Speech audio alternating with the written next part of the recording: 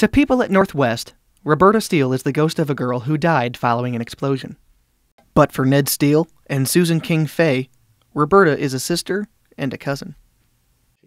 Oh, she was a little live wire. Yeah, she was. She liked having a lot of fun, and she's a very strong church girl. She was kind of a little tomboy and a redhead and a really cute round face with freckles, and just a good student and good sense of humor, and everybody just loved her. Along with her studies, Roberta was involved in several campus organizations, including Tower Choir and the Association for Childhood Education. She was active. She was always doing stuff. So. She was really happy at Maryville, like the school, because all of her family had gone there, it seems.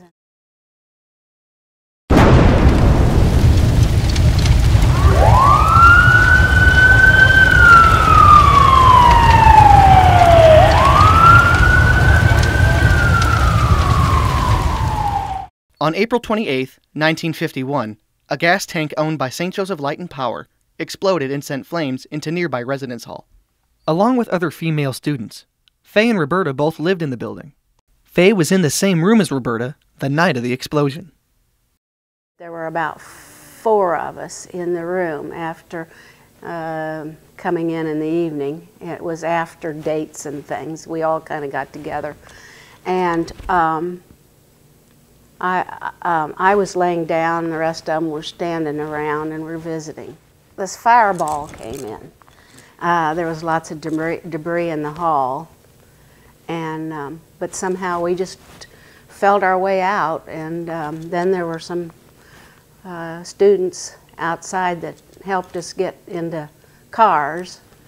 They didn't even wait for ambulances. They burned me just down one side, kind of second-degree burns. It wasn't so bad. I never did need grafting. Like the girls that were standing up were really burned awfully bad. Roberta suffered severe burns near her face and upper body. Local Air Force servicemen helped her out of the building. She had gotten up and was going to the bathroom, and that ball of fire hit that window just as she walked by. I remember sitting up there for hours on end. And it was kind of touch and go in the very beginning with Roberta. So, yeah, she was really burned bad. While Roberta was hospitalized, Ned tried to convince his mother to sue St. Joseph Light and Power. But help from the college was just enough. The college insurance paid for the hospital bills. They didn't cover all of the medication, and that's all my mother ever got, was that the bills were paid.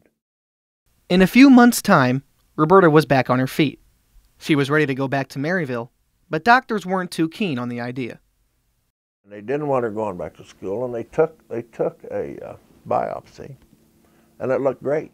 Not taking no for an answer, Roberta returned to Northwest when classes began in the fall of 1952. She could be very firm in what she wanted to do. She set her goals, she went after it. As the semester progressed, Roberta's health declined.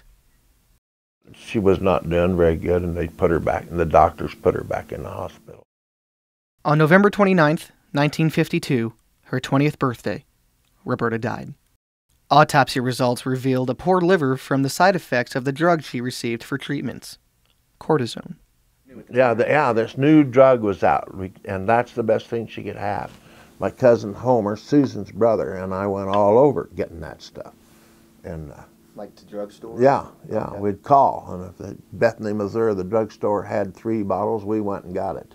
Okay. And for the hospital, and it just. That's what really killed her. They felt that the cortisone had done that. In June of 1961, the Northwest Board of Regents voted to rename Residence Hall in Roberta's honor. Oh, I thought that was a very nice thing. I did. I always have. Strange occurrences like brushes flying across the room, a piano playing from the basement at night, and radio volumes adjusting on their own began to be reported. Rumors spread saying Roberta's ghost was responsible.